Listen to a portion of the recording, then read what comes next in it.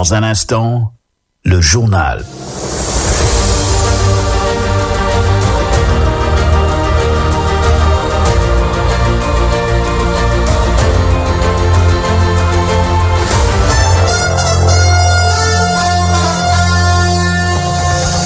Hussein Midi. Le 12-30. 12 heures passées de 30 minutes. Bonjour à tous et bienvenue dans ce journal. Au sommaire, assurer la restauration, la prise en charge médicale et l'hébergement des étudiants, entre autres points. Tels sont les objectifs à atteindre par le Crous Sine Saloum. Conscient du fait, le DG s'engage à assumer ses responsabilités. Vous l'entendrez dans ce journal. À peine installé dans ses fonctions, le président Bassirou Diomaye Diakhar Faye passe à la mode fast-track en nommant Ousmane Sonko Premier ministre du Sénégal. Vous aurez l'actualité internationale et les sports qui ont mettre fin à ce journal, assuré à la partie technique par Sedina Aline Sissé. Mamadou Ndiaye. À la présentation, encore une triste nouvelle qui vient de s'abattre sur le campus Helcom de l'université du Sine Saloum El Hadji Ibrahima Niass suite au décès de l'étudiant Saliou Faye survenu ce matin à Dakar après une longue maladie. Le natif de Bambey Ndondol était étudiant en licence 1 géomatique et climatologie. Selon le président de la commission sociale de l'IFR Sciences sociales et environnementale, l'enterrement est prévu aujourd'hui à Touba. Par ma voix, la radio Hussein FM prie pour le repos éternel de son âme. De la restauration à la prise en charge médicale en passant par la prévention et le transport des étudiants, entre autres charges définissent la mission du directeur général du Crous, une vaste mission que s'engage à assumer le directeur professeur Ousseynou Diop. Il était l'invité de l'émission Parcours sur Hussein FM. Nous avons une mission d'accompagnement, mais aussi de prise en charge des préoccupations des étudiants pour leur permettre d'avoir un cadre idéal leur permettant d'accomplir leurs devoirs et leurs obligations pédagogiques. Donc en ce sens, nous avons pour rôle d'assurer la restauration des étudiants, d'assurer la couverture sanitaire donc, qui va de la prévention à la maladie. Nous avons aussi le rôle de transporter les étudiants de leur campus social vers les campus pédagogiques. Tout ceci ne peut se faire sans l'accompagnement et sans la participation ni le soutien d'un personnel qu'on appelle le personnel administratif et technique de service. Donc c'est sur ce levier que nous nous appuyons donc, pour permettre donc, aux étudiants d'être dans les conditions les meilleures donc, pour pouvoir effectuer correctement leurs études, mais également leurs recherches, ce qui constitue donc l'une des missions de l'université. Une opportunité saisie par le directeur général du Crous pour rendre hommage à l'amicale sortante des étudiants de l'USN avant de rappeler à celle entrante le sens de responsabilité sur lequel elle doit s'appuyer pour réussir sa mission. Professeur Ousseynou Diop, toujours au micro de Hussein FM. Je voudrais féliciter l'amicale sortante de l'excellent travail qu'elle a eu à accomplir durant son mandat. Je leur avais dit qu'il fallait se concentrer sur l'essentiel, défendre les intérêts des étudiants avec principe, mais avec toute responsabilité. Défendre ce qui est défendable et également défendre ce qui doit être défendu.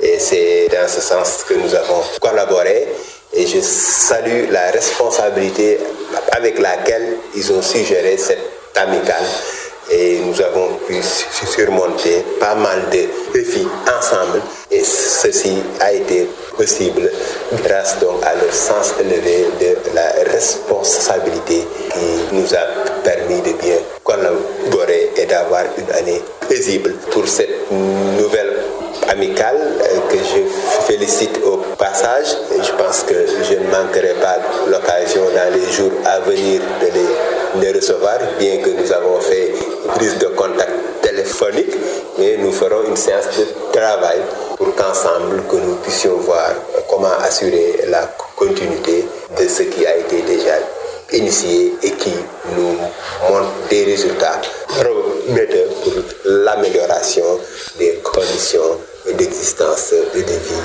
des étudiants. Je pense qu'ils auront cette même responsabilité d'agir en toute honnêteté et en mettant le patriotisme et la citoyenneté devant. Parce que aussi être syndicaliste veut aussi dire être responsable. Je pense qu'ils seront à la hauteur des attentes.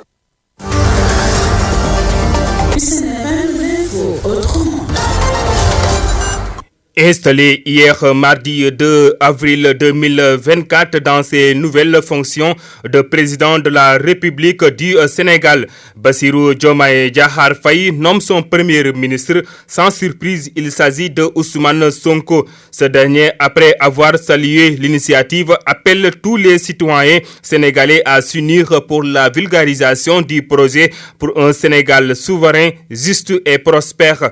Le premier ministre Ousmane Sonko, que je vous propose d'écouter. Je voudrais adresser mes chaleureuses félicitations au président de la République, son Excellence, M. Bassirou Diomaye Diakhar Faye, et lui souhaiter plein succès dans la mission, certes exaltante, mais extrêmement délicate qui l'attend. Et c'est à ce propos que je mesure l'importance de la confiance qu'il a placée en notre personne, en nous nommant aux responsabilités de Premier ministre du gouvernement du Sénégal, c'est-à-dire l'autorité publique qui est en charge la coordination et la conduite de la politique de la nation conformément à la Constitution du Sénégal. C'est une lourde responsabilité puisqu'il s'agira de coordonner justement cette action et de conduire les équipes qui devront travailler d'arrache-pied à la réalisation des objectifs qu'on s'est assignés dans le cadre effectivement de cette politique de la nation qui désormais s'articule autour de notre programme que nous avons élaboré en commun, que nous avons présenté en commun aux Sénégalais et que nous avons défendu ensemble, le programme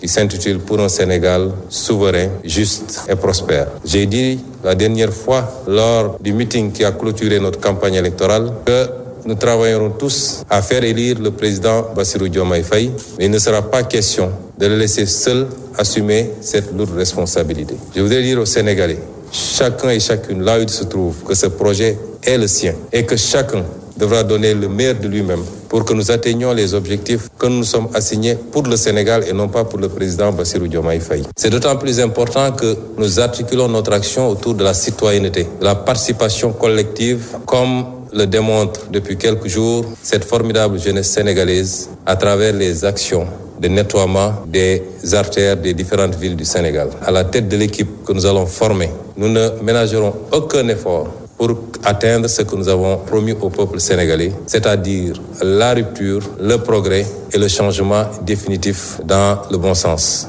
Le changement définitif dans le bon sens, tels sont les propos du Premier ministre Ousmane Sonko. Le professeur Mary Teuw Niane, ancien ministre de l'Enseignement supérieur, a été nommé aussi au poste de directeur de cabinet du chef de l'État, et Omar Samba Ba, quant à lui, a été aussi reconduit au poste de secrétaire général de la présidence de la République. La publication de la liste des autres ministres est attendue cet après-midi, précisément à 15h. À quelques jours de la fête de Korité, l'ambiance ne se fait pas autant ressentir au marché central de Kaffrine. Du moins, pendant que du côté de certains tailleurs attestent que les clients ne sont pas venus solliciter leurs services comme ils le faisaient. Cheikh Tidiane Sall était au marché. Écoutons son reportage. La préparation de la Korité n'est vraiment pas ce qu'elle était. C'est sûrement à cause des campagnes électorales, mais l'événement n'est pas bien senti. Quelques 10 jours, c'est ce qui reste du mois de Ramadan. Et comme chaque année, à cette même période, la communauté musulmane prépare la fête de Korité en voulant se procurer les plus beaux habits auprès des meilleurs tailleurs. Hélas, en croire Yankoba Sambou et Ablaye Ndaw, tous deux tailleurs à Kaffrine, les clients sont quasiment perdus de vue jusque-là. On le prépare comme les Korités précédentes, mais cette année, c'est un peu dur parce que les clients ne sont pas à l'affût comme avant. L'année passée, à 15 jours de la fête, j'étais obligé de travailler jusqu'à 4 heures du matin, mais actuellement, à minuit, 1 heure, je rentre. Il y a une grande différence. Pour Modou Mbacké Sey, le vent souffle dans la même direction que son barque, puisque ses affaires marchent à merveille. En ce moment, je rends grâce à Dieu. Les clients viennent solliciter mes services et ils payent convenablement aussi. Un tailleur doit être audacieux et facturer ses services comme il faut. Mais ici à Kaffrine, les tailleurs acceptent tous les prix et il faut arrêter avec ça.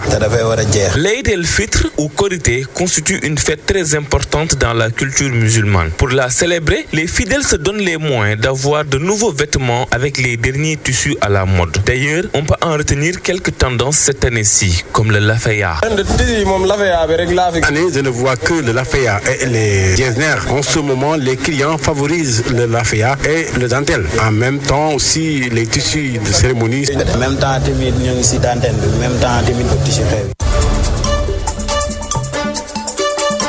l'actualité internationale sur la 97.1 FM.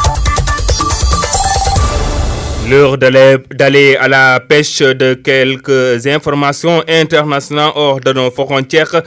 Précisément au Niger, la justice a ordonné hier mardi la remise en liberté d'Abdourahmane Ben Hamaï, journaliste qui travaillait au sein de la présidence sous Mohamed Bazoum, et de Mohamed Marek, cousin de l'épouse de l'ancien président. Les deux hommes avaient été arrêtés au Niger à l'automne dernier lors de la tentative d'évasion présumée de l'ancien président Bazoum, poursuivi pour complot contre l'autorité de l'État. Abdourahmane Ben Hamaï et Mohamed étaient toujours en garde à vue près de 6 mois après leur arrestation, une situation à laquelle le juge des déférés a mis en terme mardi hier, en ordonnant leur remise en liberté sous contrainte d'1 million de francs CFA par jour de retard.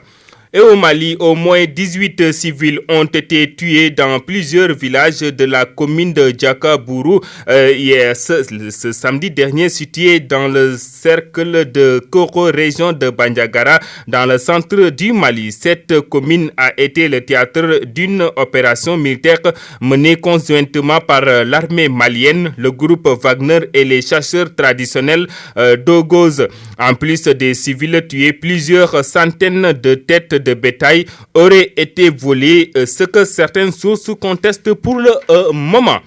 Terminons par l'Amérique et la Chine. Joe Biden et Xi Jinping maintiennent le dialogue sans cacher leurs différends, malgré une rivalité entre Pékin et Washington qui rend les communications compliquées. Le dialogue continue entre les deux grandes puissances. Joe Biden et Xi Jinping se sont parlé au téléphone hier mardi pour évoquer les dossiers en cours et surtout pour réaffirmer leur divergence de vues. Les deux hommes se sont échangés près de 2 heures de temps. Ils ont fait le point sur leur rare domaine d'accord, la lutte contre le trafic de stupéfiants, contre le changement climatique et les risques liés à l'intelligence artificielle et le maintien de la ligne de communication.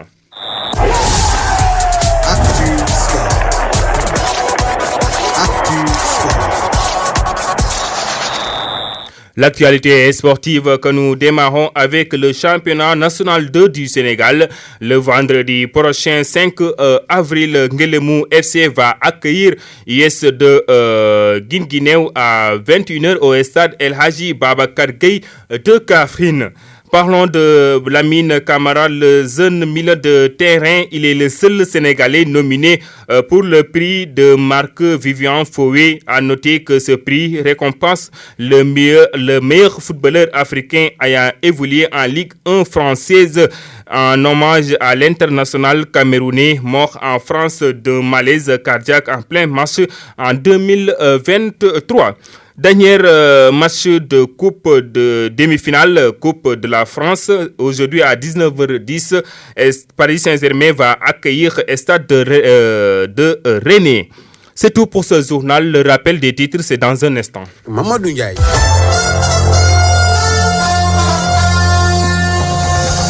Midi. Le 12-30. À peine installé dans ses fonctions, le président Bassirou Diomaye Diakhar Faye passe à la mode fast-track en nommant Ousmane Sonko son premier ministre du Sénégal. Assurer la restauration, la prise en charge médicale et l'hébergement des étudiants, entre autres points, tels sont les objectifs à atteindre par le Crous Sine Saloum. Conscient du fait, le directeur général s'engage à assumer ses responsabilités. Vous avez écouté professeur Ousseynou Diop dans ce journal. L'actualité internationale et les sports ont mis fin à ce journal assuré à la partie technique par Sedina Aline Sissé. À la présentation, c'était Mamadou Ndiaye. Bonne suite de programme. Prochain rendez-vous à 13h30 pour la version Wolof de tout ceci avec Morka.